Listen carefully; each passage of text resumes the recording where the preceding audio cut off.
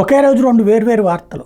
ఒకటి, జగన్ ప్రభుత్వ హయాంలో విద్యుత్ సంస్కరణలు బాగున్నాయి అన్నటువంటి విషయం కేంద్ర ప్రభుత్వ శాఖ చెప్తే అది సాక్షిలో హైలైట్ చేస్తే, జగన్ టైంలో విద్యుత్ శాఖ నాశనం అయిపోయిందని తెలుగుదేశం అనుకూల పత్రికలు వచ్చింది. ఒకే రోజున రెండు భిన్నమైనటువంటి వాదనలు. ఇందులో ఒకటి వచ్చేటప్పటికి బ్యూరో ఆఫ్ ఎనర్జీ ఎఫిషియన్సీ అనేది కేంద్ర ప్రభుత్వ సంస్థ. అదేం చెప్తున్నదంటే, లాస్ట్ 5 yearsలో జరిగింది.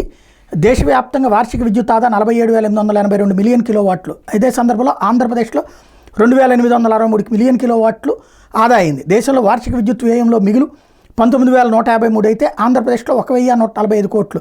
దేశంలో పీక్ డిమాండ్ తగ్గుదల 9,586 మెగావాట్లు అయితే ఆంధ్రప్రదేశ్లో 573 మెగావాట్లు.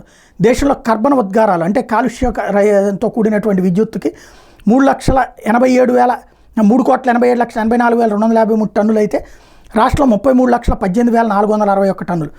అదే సందర్భంలో వీద్దీపాల జాతీయ పథకంలో ఆదా ఎట్లా జరిగిందంటే, దేశంలో వార్షిక విద్యుత్ ఆదా 8,989 మిలియన్ కిలోవాట్లు అయితే రాష్ట్రంలో 1,980 మిలియన్ కిలోవాట్లు.